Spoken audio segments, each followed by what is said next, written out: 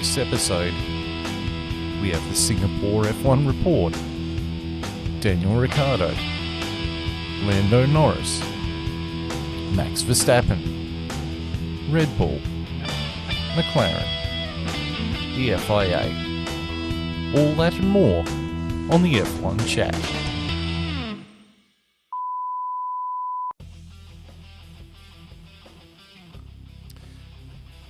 Hello there in Internet Land. This is episode 19 of the 2024 season of the F1 chat. I'm your host, Phil Lamington. Seated to my left, because much like if JB is the Logan Sargent of this podcast, then this man is definitely the Franco Colapinto of it. It's Longhorn. How are you, mate? Oh, I'm doing fantastic. He's in a happy spot because he's in JB's spot. Yep. But that's okay, because JB is in your spot at the end of the video scope via satellite. JB, how are you, my friend? I'm good, mate. I'm good. I've arrived out at site, nice and safe, and ready to tackle another week. But thank God it's day shift. Thank God it's day shift. Now we've got to be careful. We're not allowed to swear in this episode because the FIA might get a bit angry. The FIA is going to get fined. We're going to get fined, boys. So every time we ask JB a question, it's just going to be no comment, yes, no. It's going to be a very short podcast if we're not allowed to swear. It is going to be very short. And we're going straight to the results. And the F1 report is no comment. Yeah. Did you guys notice on last week's episode, Our double header. on the video version, when I said, "Oh, are you going to do the F2 report, or is that a no, fuck off"? If you watch the video version, I've put the F2 logo up, and then I've put the word "nope." I did see that. That was a good touch. And it's only up for like 2 seconds. Like, F2, nope. Off. Just those little touches you get on the video version. Yeah. Sorry, all you Spotify users, but that's what you get. That's what you get, folks. I usually listen to the Spotify one, but I always do go back and watch your video one. After I've listened to Spotify, when I get time. Yeah. For the little touches. Just for the little things. Yeah. Right. So, that was Singapore. The Singapore Grand Prix. Do you guys want to give your thoughts on the Singapore Grand Prix before we get into the F1 report? Wasn't my favourite. Yeah? JB? It was the first Singapore Grand Prix without a safety car. Ever. It was also the fastest. And it was also... By proxy. It was also possibly the most boring race this year. Yeah. It really It was very, yeah. It did what Azerbaijan usually does. So, they swap places. Yeah, it was just procedural. Yeah, It was a It DRS really was. train. Yeah. Yep. I mean, After I'm the not first lap. entirely upset watching Lando Norris just absolutely dominate, but, and Oscar Piastri getting P3, but it was certainly, if you could call Singapore Grand Prix one of the top 3 races of last year, the sequel wasn't so good. So. Yeah, I'd probably lock it in for bottom 3 this year at our end of year review, because, it was just... You really don't need to watch this race, just watch the highlights, I'd say. That's all you'd need to watch in this race. The really sad thing going into this race was I thought Charles Leclerc was going to be like up the front of it. But then just another one of those bizarre things during qualifying. Like Carlos Sainz spun out, smashed his car. That's on him, fair play, whatever. But Charles Leclerc goes and sets a time. And then, after the checkered flag has been shown, they delete his time for track limits. It's like, surely to God you could have figured that out just a little bit sooner and given him at least half a chance of a reply or something. Yeah. So How the hell do you get track limits in Singapore? Surrounded by walls. Track limits of the wall. Yeah.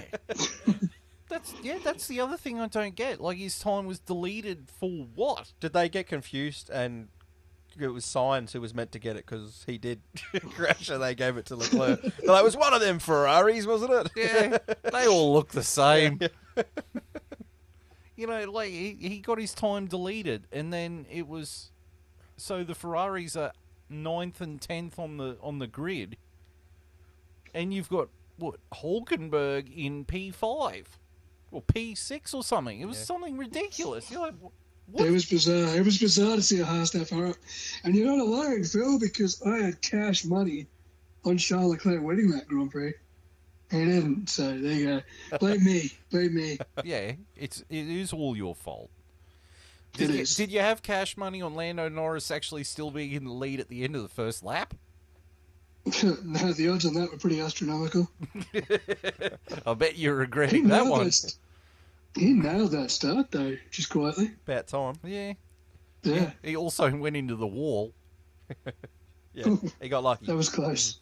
I did see something about last year's race, though, with George Russell's crash. I can't remember. It might have been rocket-powered Mohawk who put up the clip of Ayrton Senna saying, if you don't go for the gap, you're no longer an F1 driver. And where did George Russell's car crash into in the wall?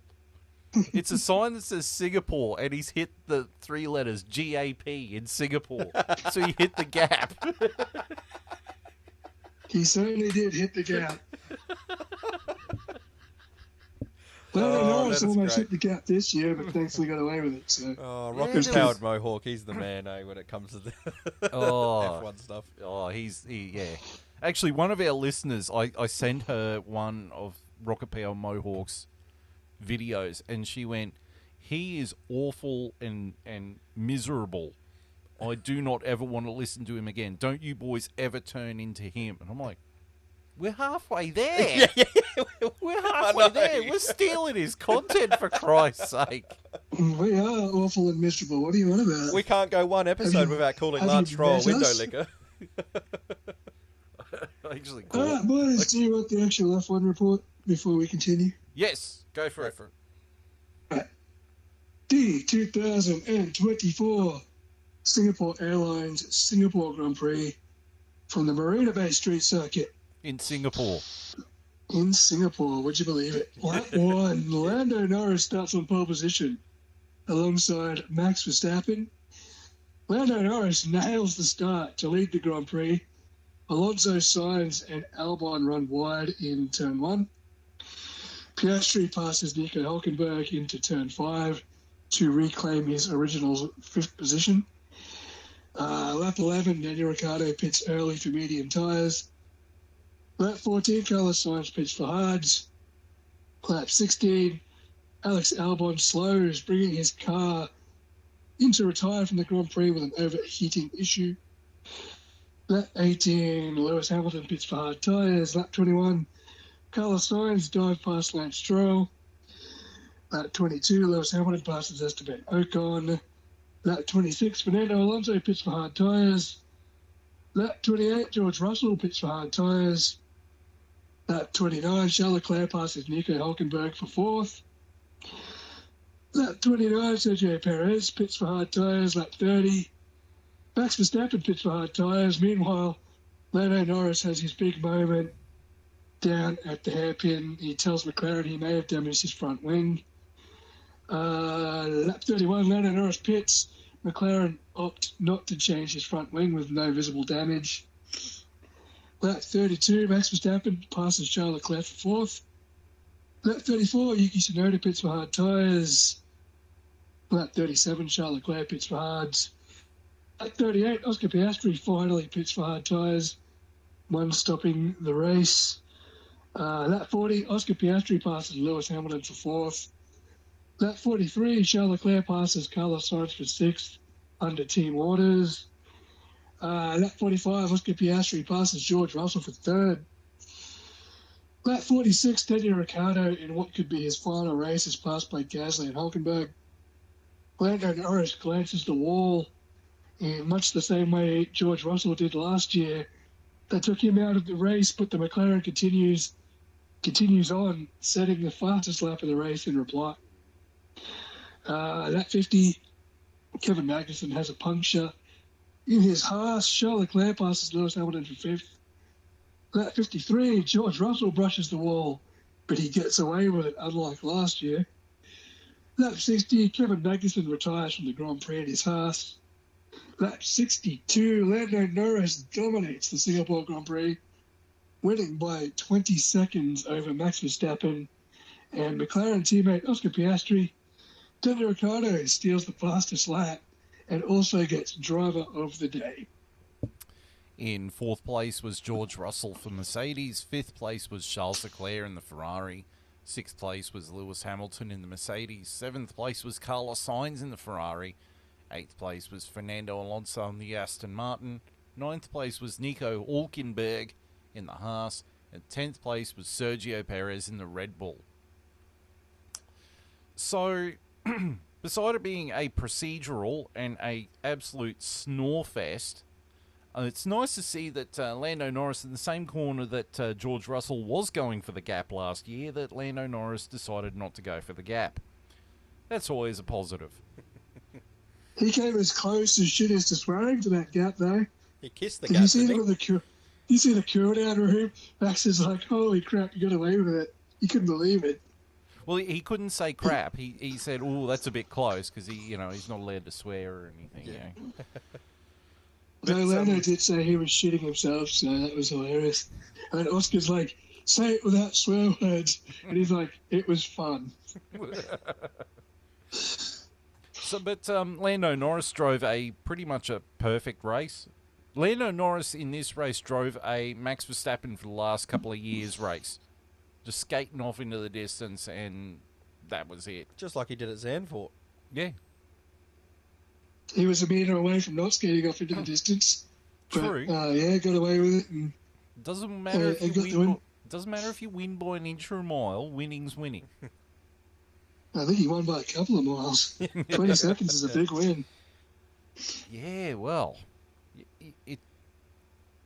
I think Max might actually retain the championship at the end of the year, but God, that Red Bull has just dropped off a cliff. It shows you how good Verstappen is, though, to still put it in second with how bad the Red Bull is. And that's all he's probably got to do for the rest of the year is stick himself in between the McLarens, because I feel like Oscar and Lando are going to keep having these performances where one week it's Oscar, the next week it's Lando in the position to win it, and they're just going to sort of steal those points and not be in the position. If Max can stick himself in between, they won't be in the position to be able to swap or do any of that funky stuff. So if he keeps it up, he should retain it, but it's going to be close. Yeah, but they're going to lose the constructors. Oh, by far. Yeah. I mean, McLaren's Perez going to is be nowhere near it. Yeah, but yeah, when it comes to the drivers, it's going to be tight. But there's more on that a bit later. But Lando Norris, yeah, he drove a pretty well perfect race from kickoff to full-time whistle. Yeah, led all 62 laps. Aside for his few minor scrapes, he got away with it, and that was a very, very pleasing performance. That was one of his best. Yeah. He finally led a race, and from start to finish, he got the start right, didn't get overtaken on the first lap. He looked like a future world champion in this race, that drive. Yeah, for sure. In that drive, he looked like a future world champion. Yeah. And he looked like a contender. Yeah. Yeah. If he can keep that up, I think he's got a good shot at actually taking it this year. Okay. Right. So we're going to move on to the key drivers. My first key driver was Max Verstappen. I mean, to get that shitbox Red Bull around that track in second place, that was an effort. Yeah. Well, you can see the difference. And a track where the Red Bulls traditionally struggled too, because even when he was dominating, he had that 1 year at Singapore where he finished like 8th, and then last year I don't think he's ever won it. I don't think he's ever won the Singapore Grand Prix. I think it's one of the few tracks he's never won. Yeah, he hasn't won it. For a track that not only he struggles at, but Red Bull struggles at, to put it second and finish second is pretty good. Yeah. Pretty good effort from him. Well, you can see the difference between him and his teammate. You know, we've gotten to the point now where we can agree the machinery is an issue, not, say, just Sergio Perez, but we can still see Sergio Perez as an issue because Verstappen can overcome it and put in a race like this and get a second. And what's Perez? P10. Lucky to get P10. Yeah. He's racing Yuki Tsunoda in the sister team, you know, and and just pipping him. So it's it's coming down to Max's talent. It's still shining through despite the car being so crap, and they're lucky he's got the talent he does. Didn't Yuki Tsunoda finish 12th? I think he might have in the end, but I just remember for a long time they were battling for that P10 position. Yeah. So, Because I think someone else finished 11th. Franco Colapinto, I think so. Yeah, I think he did. Yeah, he was in that. He was amongst that that battle as well. But yeah, my next key driver is Oscar Piastri. Again, pretty solid drive. Got it on the podium. Got some biscuits. Yeah, 53rd, good day. And added some dry humour to the cool room. he's a legend, Oscar. He's so great. He's so chill. Yeah. My next key driver is Charles Leclerc. Like to start 9th and finish, 5th? That's an effort on that track. That's a good day. That's a good day. Look, I did have Carlos Sainz, but I'm actually going to scrub him. Because I just don't think he quite did enough. Like, crashed it in qualifying in Q3, and then started 10th and finished, 7th? And for the longest time, he was held up behind Yuki Tsunoda and Hulkenberg. Yeah, I think it was Hulkenberg he stuck behind. Yeah. The best thing he did all race was let Charles Leclerc through on team orders. That was about Yeah. the only thing he really did. My next key driver is Nico Hulkenberg. He got it in the top 10, and then he finished in the top 10. So he got some... He put it... Yeah, what did he do? He put it 5th in qualifying? That's awesome. Yeah, and he finished, 9th? In a half. Yeah, that's a good day. He beat So- Sergio Perez. That's a good day. Yeah. And my final key driver was Franco Colapinto, who I'm pretty sure he finished 11th. My boy, he did. He finished And 11th. when he got His start, holy shit, was so good. Even Alex Albon was like, what the hell is he doing? He's just dive-bombing people. And it's like, yeah, that's what happens when you've got a teammate that, is aggressive and Got wants to balls. actually fight for positions. Yeah, can Something actually Alex race. isn't used to. Yeah. Yeah. Oh, that's what it sounded like, hey? Alex was like, oh, what is he doing? And I'm like, well, get used to it, Alex. You finally got a teammate you can fight.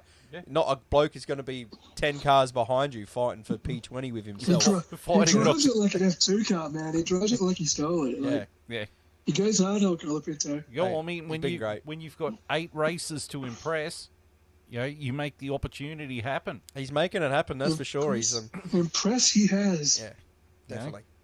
I was... And then when he got out of the car at the end, and he just looked spent. Yeah. Absolutely spent. That is such a tough Grand Prix for even the most experienced drivers. I don't understand why they have the race now.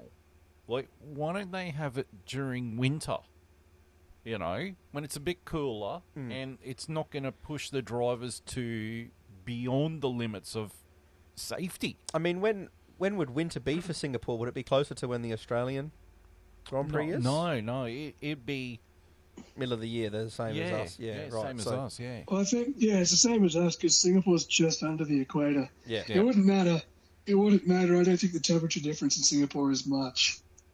Pretty consistent all year, eh? That tropical. And I don't know. Might just be I humidity, don't know maybe. when their wet season is either. Well, it'd be the So, same with us then. yeah. So it'd be, yeah. And a special shout out goes to the son of Godzilla, the lizard. Because Godzilla 3. Godzilla 3. Because that video they put up of the lizard trying to run away, and they put like music behind it and put purple sector times underneath it. That was great. Oh, that's gold. And like people were putting comments up. I put a comment up on it saying he set a fastest time, then he broke track limits and had his time deleted.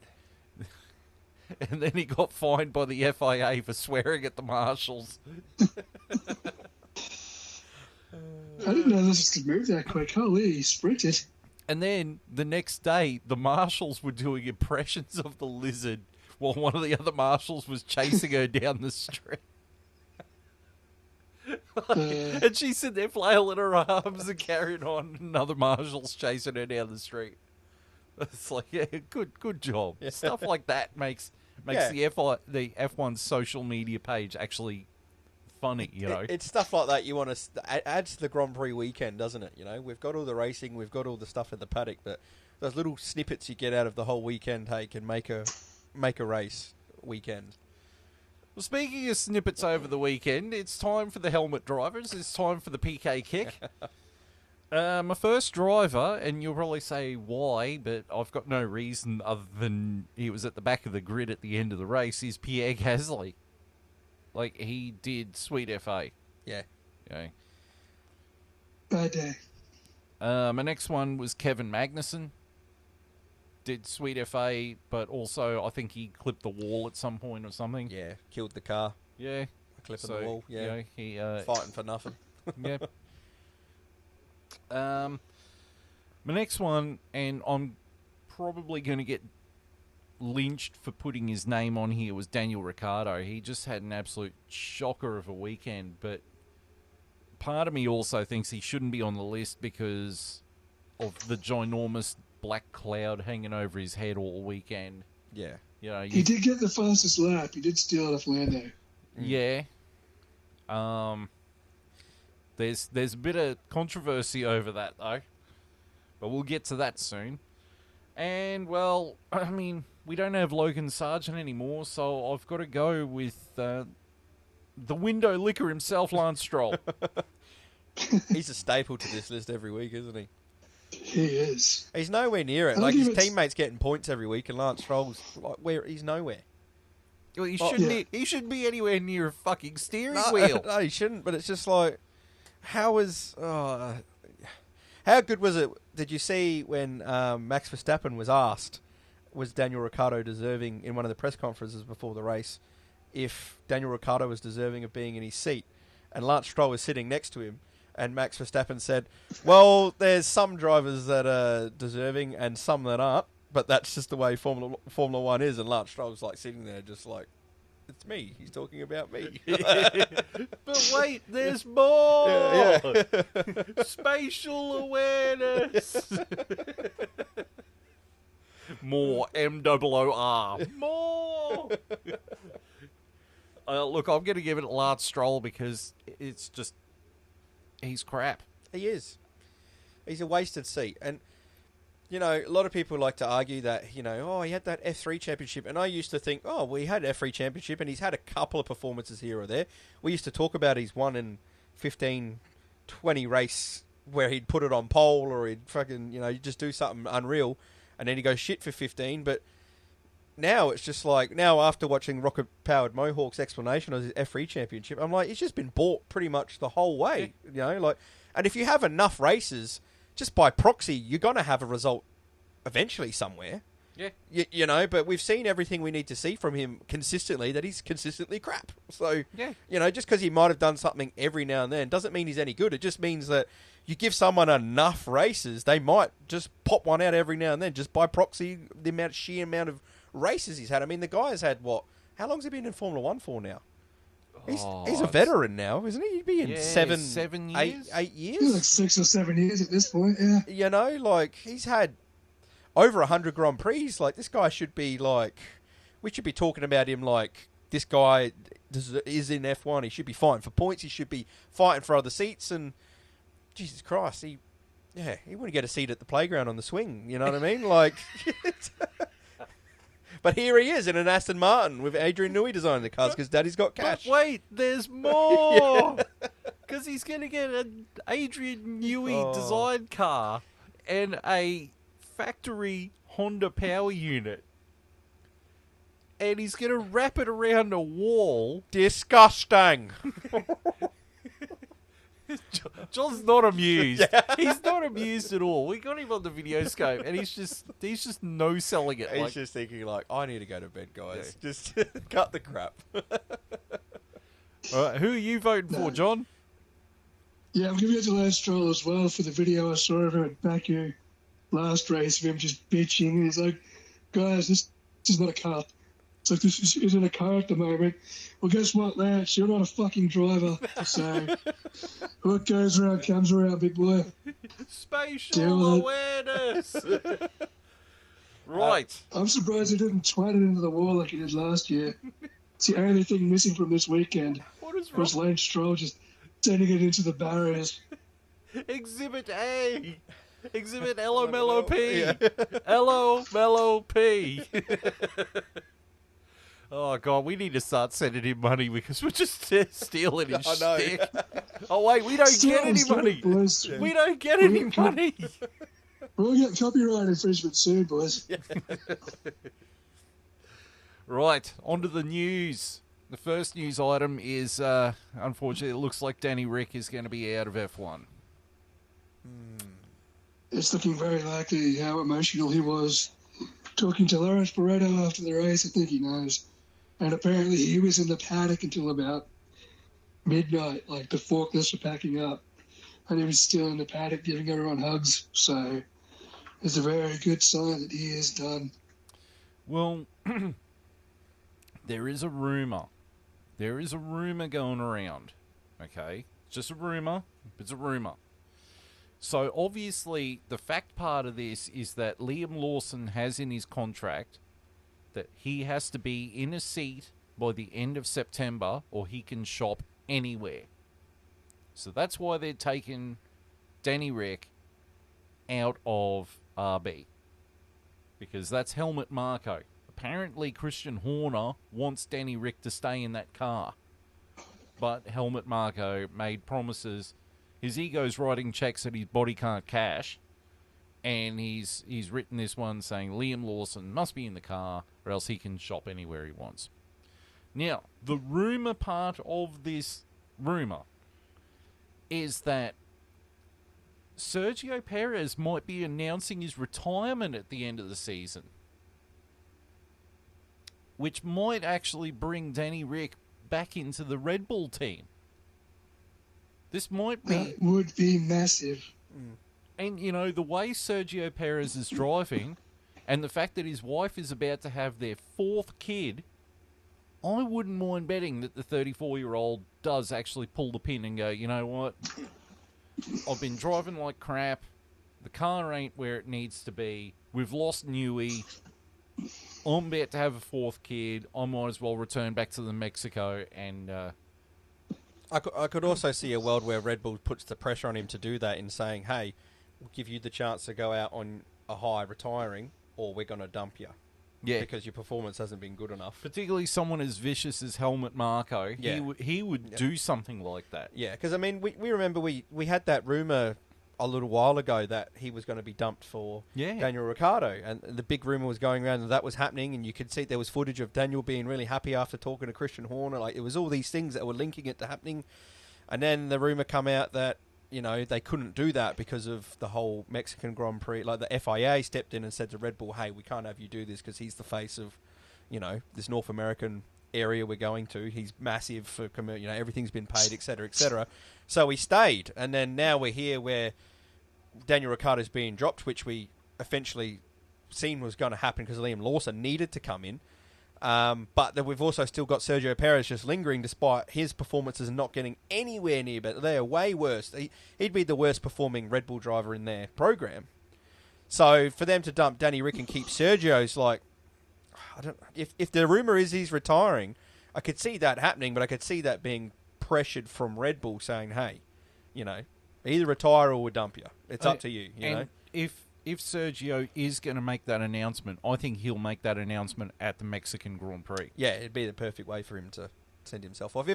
If I was Red Bull, I would play it this way: is Sergio's out, he retires end of this year. Ricciardo's out because Lawson comes in. We need that because we need to promote the younger drivers. Give Ricciardo the seat next year for 1 year. 1 year stopgap to prove himself because. They don't have anyone else at the moment, and all the good drivers have been snapped up. So unless they're promoting within, which they'd not, because Yuki Tsunoda's going to RB still next year, and he'd be the next in line if it's not Ricciardo. So I would Ricciardo next year. So you got Verstappen, Ricciardo, Red Bull, Tsunoda, Lawson in RB. If Daniel Ricciardo still stinks halfway through next year, I'd pull him out, upgrade Yuki Tsunoda, and if Isaac Hadjar wins F2 this year, which he's in the race for, I'd pull him into the RB. They've got to start bringing their talent through. That's the whole point of having the sister team, and it's been stagnant for a while. Other than Yuki Tsunoda, they've had De Vries, they brought Ricciardo back, and they've had Lawson, who's promising sitting there for so long, and then they've got Hadjar. Like, we know the Red Bull. We did an episode. We went through all the Red Bull talent, how much they bring through. Yeah. It's kind of been stopped for a while, and if I was them, I would still start pumping that pipeline through again so they can get themselves a number 2 driver, because that's what they've been missing for a long time. So that's what I do, and that's what I hope to see happen, because Sergio needs to probably go from that seat, and it's probably Ricciardo's only chance of being in a seat, and I would love to see him in the Red Bull one more time. Yeah, agreed. Well, the other sort of rumour that's about the Red Bull system at the moment is that so they're pretty. I would bet the farm that at the end of next year, or at the end of 2026, Max Verstappen leaves Red Bull and goes to Mercedes. The rumour is that George Russell is going to leave Mercedes and go to Red Bull to replace Max Verstappen. It would all depend on where that car is, though, where both cars are. But I wouldn't put past Max to be shopping around to sort of get out of his contract a little bit early and go somewhere else. I can definitely see Verstappen heading into Mercedes, because Toto Wolff will headhunt him. And they've only put Antonelli in for the year. Especially Toto will throw the checkbook at Max. That means getting him. Well, here's the thing too, is that what we didn't know is, with the budget cap, how it's $135 million a year. In 2026, in the new Concord agreement, drivers' salaries are now going to fall under the budget cap. Wow, really? Wow. Well, that's going to kill some... They're going to boost the budget cap. Okay. But drivers' salaries now have to be covered under the budget cap. But, yeah. Whether that's correct, though, I don't know. Is that going to hurt, is that going to hurt the driver quality a little bit? Because is that going to entice teams to go, say you've got your number 1, you've got to pay them a fair bit of money. Is that going to entice them to go, well, we're not going to pay a number 2 an absorbent amount of money because we want to save money, so we're going to bring rookies in? You know what I mean? Is that going to kill the quality in a sense? Because teams are going to back their number 1 because they've got to pay someone, but they're not going to pay 2 guys a good wage, And I think that what that's going to do is it's going to eliminate the guys like Lewis Hamilton and Fernando Alonso sticking around, who are fetching top dollar contracts, despite the fact that they're on the decline of their career. Lewis Hamilton got paid $400 million or something to join Ferrari for 2 years, or some ridiculous amount. I probably got the numbers completely wrong, but that's a big chunk of fucking money for Lewis Hamilton, and a Lewis Hamilton who is spotty at the moment. So it kind of leads towards promoting the younger drivers and having the older ones go, take a pay cut or go elsewhere. Yeah. You're probably right on that. That's probably not a bad thing then, But it also means guys like Adrian Newey are also in the budget cap. So, yeah, everything's got to be accounted for. I mean, I think this is probably going to help even the teams out a bit. It's, because the one advantage that big teams do have at the moment over the smaller teams is that they can still pay absorbent amounts of money for their drivers, for their technical, people behind the scenes. So if you put that all in a budget cap, it means you've got to be way more strategic with who you bring in and where you want to spend your money, and it probably does level the playing field a bit more, so maybe it will be a good thing. Exactly. You can pay number 1 whatever they want, but it's a team sport, and he's going to need a fairly decent teammate. So you're going to have to, spread your finances wisely. You can't, you could drop it all on a Max Verstappen, but you'd need a decent number 2 there that you still need to spend some coin on. So, but interesting to see how it shapes out. The way around it, and I think this is what the NRL does, is that the sponsors themselves pay for a certain part of the driver's salary. Like, Yeah, third-party agreements. Yeah, that's how it works in the NRL, isn't it? Yeah, they can circumvent some of the salary Yeah. through sponsorship. Yes. So, yeah, that might be a little bit of a way around it. Bit so, of a loophole there. yeah. All right, moving on to the next news item.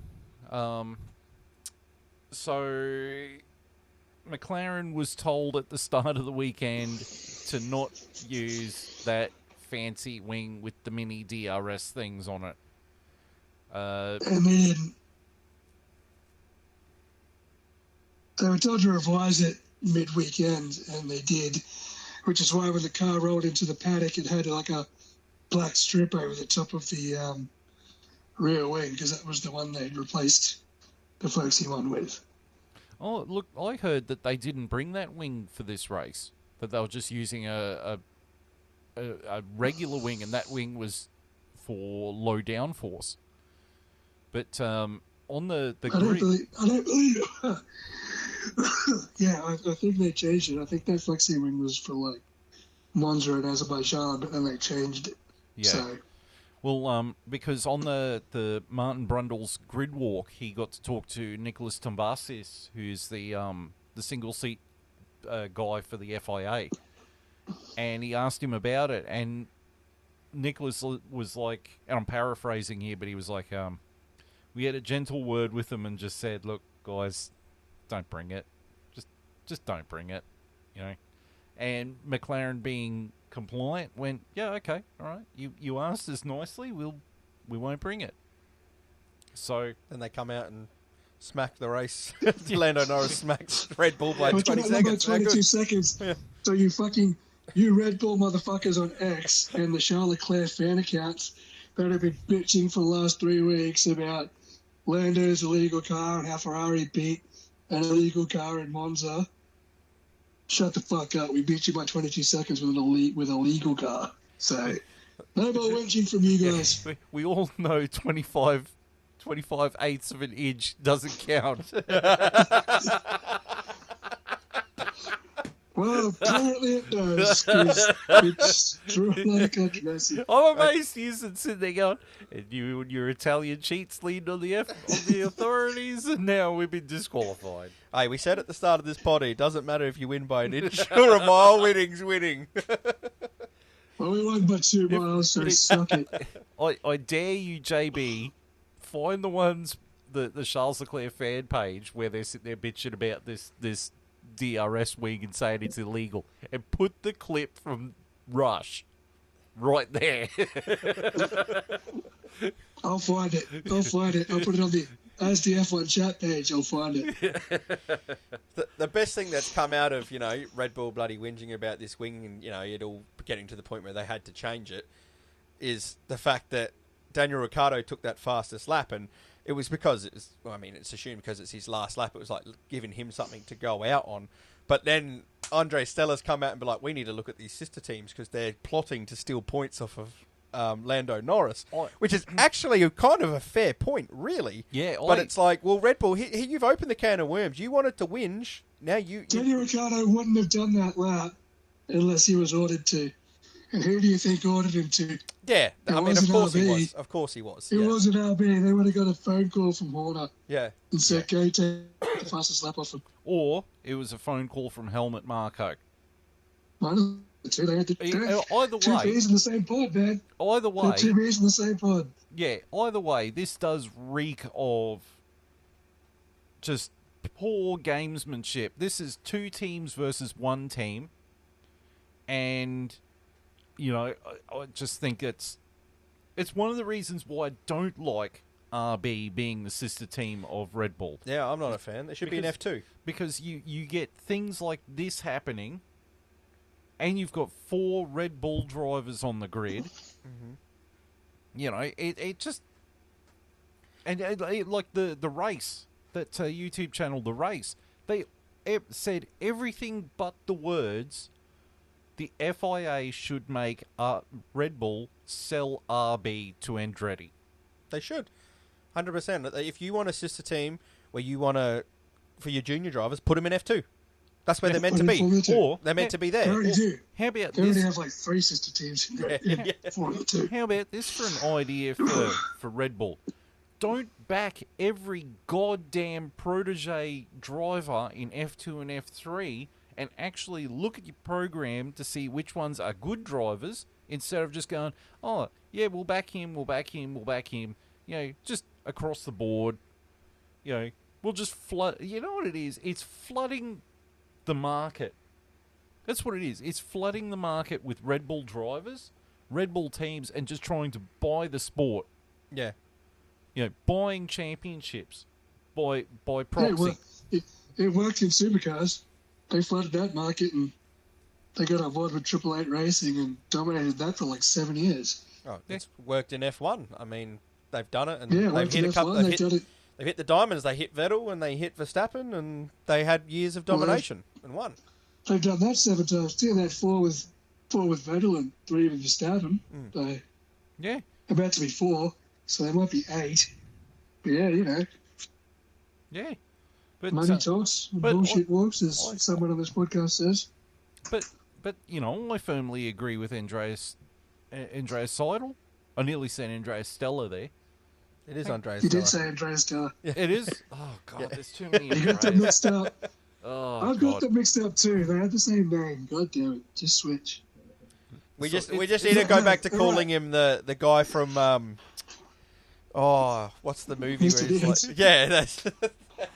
Please let me touch your feet. Can I He touch wants your to touch feet? your Can I feet, touch Phil. your feet? He's also the agent in Transformers.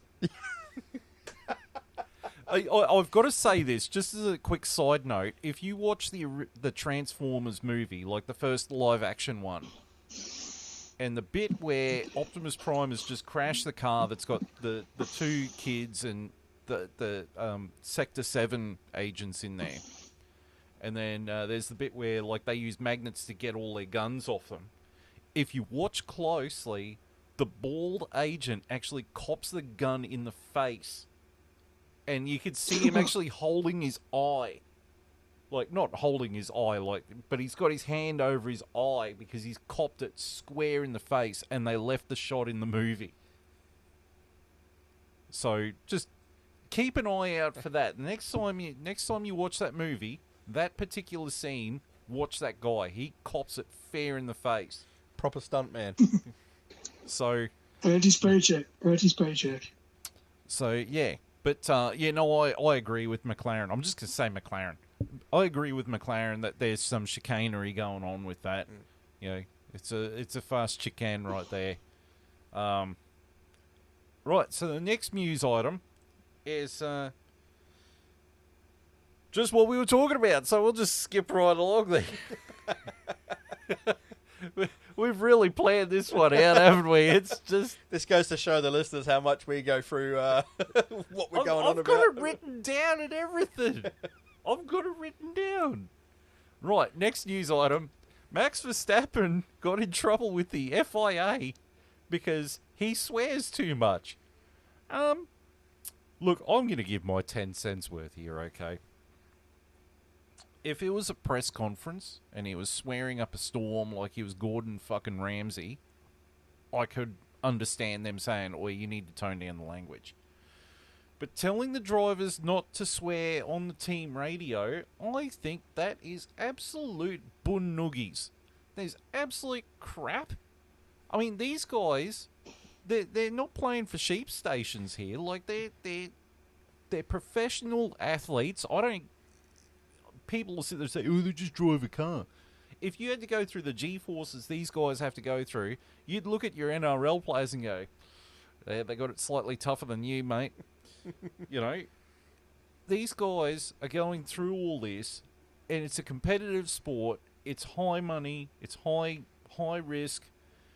And you want your car functioning, and if it's not doing it, or someone's being an idiot, and you get on the radio and say, "What is this fucking retard doing?" That is on the sports broadcasters and the FIA and the race directors for airing those messages.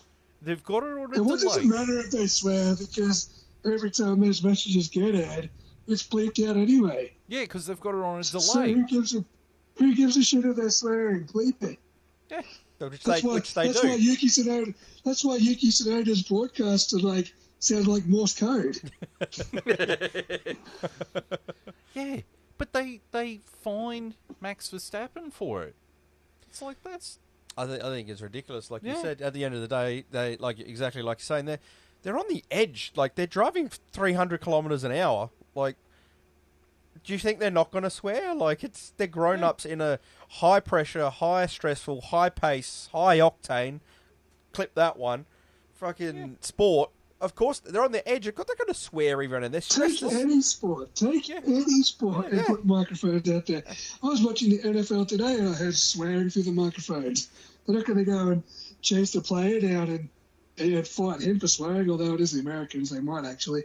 But, any sport, they all swear. It's all emotion and adrenaline and, heat of the moment. Look at You're going to get angry. You're going to say things. Look at cricket when we first started putting microphones in the stumps. And you had Rodney Marsh sitting there saying, "Oh yeah, after I finish here, I'm going to go and fuck your wife." He's just sitting there. Or he was sitting there with Ian Botham, and Ian Botham is married to Rodney Marsh's ex-wife. And he sits there and goes, how are you? How's the wife and kids? And Ian Botham's like doing a lot better without you in their fucking life. Even though they actually get along. Yeah. They get along, but they're just sitting there giving it to each other. It's being caught through the microphone and it's the best thing about it. And at the end of the day, you got to treat your audience like grown-ups. Yeah. Because that's what most of your audience is. And at the end of the day, like I said, they bleep it out anyway. It's not an issue. I like when they swear because it shows they're human. Exactly. Yeah. I They're mean, human beings. and I don't want a bunch of prissy fucking robot. You can only say these pre-selected lines, like it's a video game or something. It's got a wheel of I don't want responses. A wheel of responses on the screen. Pick your appropriate response. It's like Triple M. We can only play these 12 pre-approved songs, and that's it. Yeah, all 5 Green Day songs, 5 Foo Fighters songs, 2 Nirvana Some Midnight songs, Oil. Some Midnight Oil and some 3 fucking Cold Chisel songs, Guns N' Roses. That's it. 3 Jimmy Barnes songs. That's why I swapped to 4CRM. It might play old crap, and you might hear a fair whack of Keith Urban, but at least there's a lot more variety than just them. Yeah, but like that's silly. That is absolute silliness, and that's the boss of the FIA saying that. You're not hearing anything from Liberty Media complaining about it. no, or the audience. Like, no one's ever gone, oh, there's so much swearing on F1. Like, no one's ever complained about it. I mean, the three of us are sitting here on this podcast under no pressure, and we can't help but swear. Yeah, You think these guys aren't going to swear? Like, yeah, that's it's just- fucking right. like... Fuck off. I was terrible last week, actually. I was listening to that podcast back in my... I got the F-bomb like a tripper last week. But, it is what it is, It's just a natural conversation that we're carrying. That's Exactly. right. I mean, it wouldn't be State of Origin if someone wasn't swearing at the referee or some shit. Exactly. It's players conveying a message forcefully, and it is Angrily. yeah, and it's showing passion for what they're doing. Which is what we want to see. Yeah. We Yeah, want we to see don't- passion. They're not robots. If we want robots, we'll replace all the drivers with AI. Or better yet, if you want robots, right? Film yourself on playing Scale Extric. There you go. Yeah. There's your robots right there, right there. Yeah. We'll just do sim races on iRacing, That's it. Oh, I don't know. that'll be They fun still as well. swear on there too if they use a microphone. Yeah. Possibly. Anyway, fucking grow up, FIA. Yeah, it's absolute bun nuggies. Absolute bun nuggies. Special shout out too goes to Uncle Fred because he, after the race at Singapore, he was nice enough to go into the McLaren garage for some reason. JB put the photo up, so he's the man who's in the know of the background of that. But old Uncle Fred, I like Uncle Fred. Yeah, he's good. He's a good team principal. He's just likeable, Yeah. no matter what team you go for. And he seems to look at everything and just go, look, I think this is the right... He doesn't. It's not about ego or anything. It's about doing what's right. And except signing Lewis Hamilton. But, yeah, you know, he's... I like him. I think he's probably... Him and Andreas Stella are probably the two best team principals on the grid. Yeah. That's it. It's just, hey, look, someone being a human. People don't like that. There's a lot of Italians, actually, that were mad that he was holding a McLaren shirt. He's like, you got to fix our team before you go joking around with another team. I'm like, this is what we're getting at. Like, they're allowed to be fucking human beings. Yeah. Yeah, they see these guys all the time. Like, they're going to have a relationship. They're allowed to show a human side. But yeah. And besides, some groups in the paddock that just can't understand why they can't be human or show emotion or show, jovialism or have a joke. You know what I mean? They're enemies for 2 hours on a Sunday. Pretty much. That's right. And then after that, it's mates. Like, I mean, Christian Horner and Zach Brown put up a photo of themselves after the race, They're like, we fight for 2 hours, now we're friends. We're on a jet together. Exactly right. Here's the selfie. The only 2 people who've taken it too far are Christian Horner and Toto Wolff. Yeah. Don't see them taking a selfie together. I think there's respect there. I think at the end of the day they'll shake hands. Yeah. But that was a pretty intense rivalry, to be fair. I mean, it's like anyone at work. You're not going to get along with everyone at work, but you're going to have... No, exactly. Yeah, you're going to have respect for some people, and you only shake their hand. You're going to be best mates with other people. It doesn't matter what team you support at the end of the day. You work together, and it's the same for them. They're all in the paddock at the same time. Like Phil said, for 2 hours they're enemies, but after that 2 hours, I mean, they don't have to be best buds, but what's wrong with them having a joke? They spend their life travelling around the world in the same profession at the same time. They're going to bump into each other, talk. Like, why wouldn't you want that in your work? Like, it's just a normal, natural human thing. Like, you're not going to not be friends with someone at work because they support an opposite team to you. And if you do, you're probably a wanker, unless you're Kevin Magnussen and Nico Hulkenberg. They shake hands these days, don't they? They're the best of friends. They were pretty alright as teammates this year. Yeah. Right, well, I did have another thing, but we can push that back till next week. So it's not a news item; it was just a talking point thing. But we'll move right That's on. So good. We've got a few weeks until the next race, don't we, boys? A month. Holy! It's like another break, isn't it? Yeah. Right, so we're going to move on to the driver standings. So in first place is still Max Verstappen with 331 points. Second place is Lando Norris with 279 points. Third place is Charles Leclerc with 245 points. Fourth place is Oscar Piastri with 237 points. There's a good chance he's going to overtake Charles Leclerc. Fifth place is Carlos Sainz with 190 points. Sixth place is Lewis Hamilton with 174 points. Seventh place is George Russell with 155 points. Eighth place is Sergio Perez with 144 points. That's nearly 200 points behind his teammate. Ninth place is Fernando Alonso on 62 points. And in 10th place, moving up, is Nico Hulkenberg with 24 points. He's booted the window licker out of the top 10. How good's that? Oh, there is a God. There is a God. And the constructors' standings. McLaren is still leading the championship with 516 points. Red Bull is in second place with 475 points.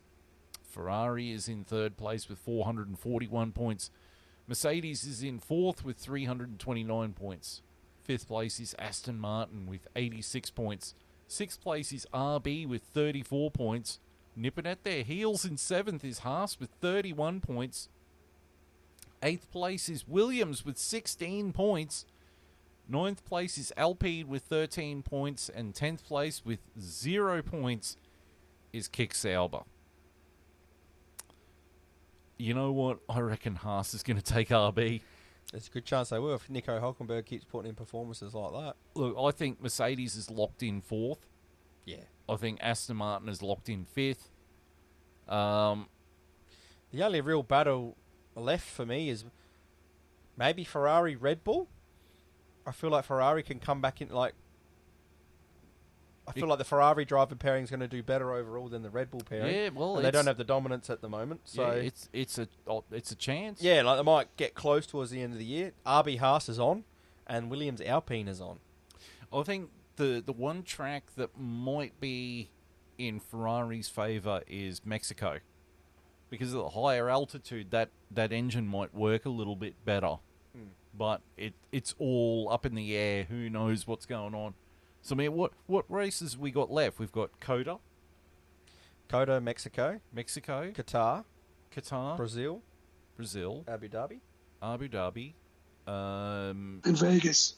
Vegas, That's it. and That's it. I think. Jeddah. No, Jeddah was the start of the year. No, we did Jeddah. No, wait, there's another Saudi Arabian race though. Is there? No. No. Qatar, LaSalle. Qatar.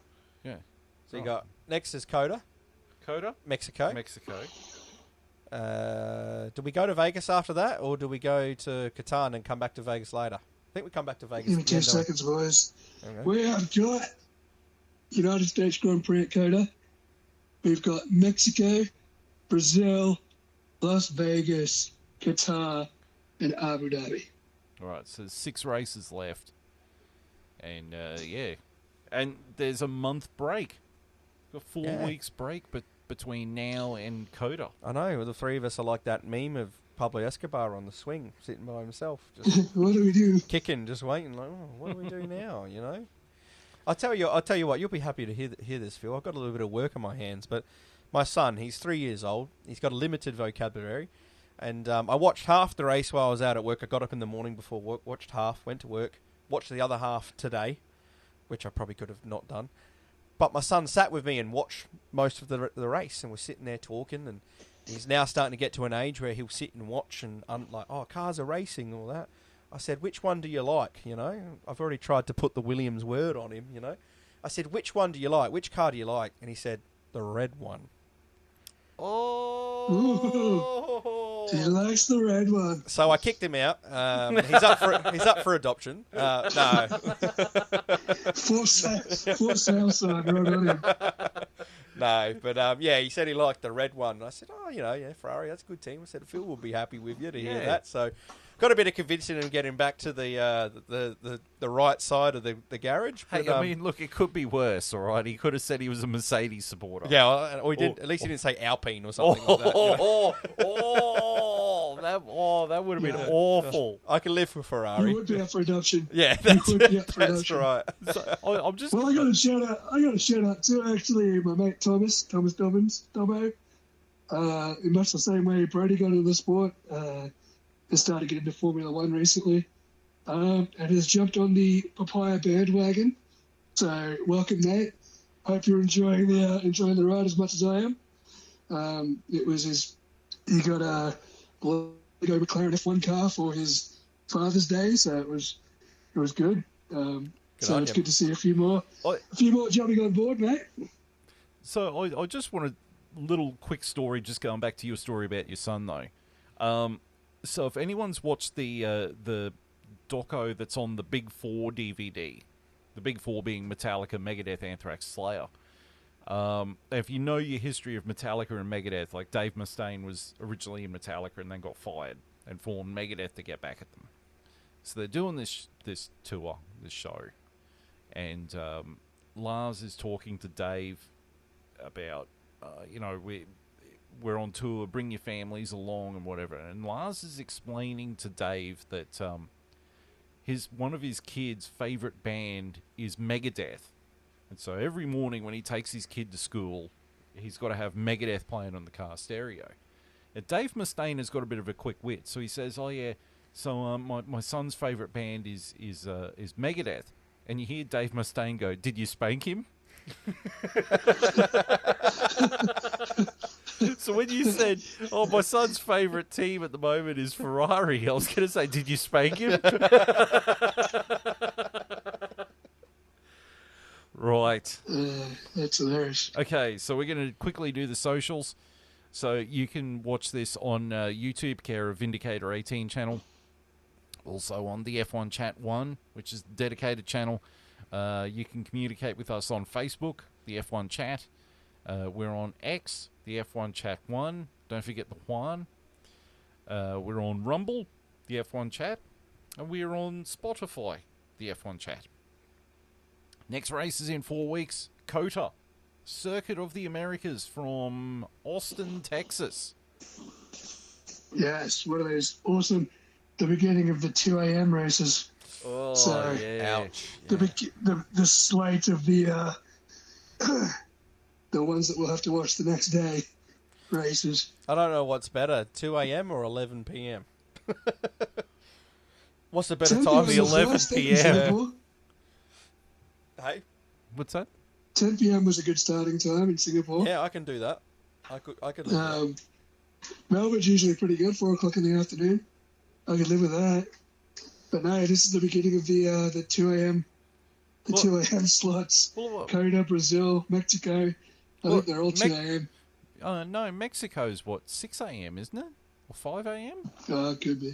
Yeah, It could be. I just know that these are all the unfriendly times now. yeah, Got to be real dedicated. yeah. But Oh, yeah. that's why we love it. Right, That's why we love it. so we're going to be back in 4 weeks, where I'll have to sit there and retrain myself how to do these things again. But, yeah, it's coming up to a pretty tight fight between McLaren and Red Bull, with Ferrari lingering in the background like a smelly shite. It's been a great season. It has. It's considering where we've come from. You know, we had the 21 season, which was obviously the best season we'll probably ever see. Then we followed that up with some dominance that we wanted to get away from, that the 21 season gave us a break from the Mercedes dominance. We went back to dominance thinking, oh, here we go again. And now we've come back to a season that's been... You predicted it. You predicted it last year. You said last year was going to be dominance by Max Verstappen. Then you said this year he was going to struggle a bit. He might still retain the drivers, but he's going to struggle a bit. Mm. And it's happened. Yeah. Crystal ball, mate. Oh, I rubbed it. Crystal Don't worry ball. about He's that. rubbed- That's why I'll rub it again. And it says Williams will win the World Championship in 2026. Hey, it's not bad. Yeah, okay, let's come back to planet Earth here, all right?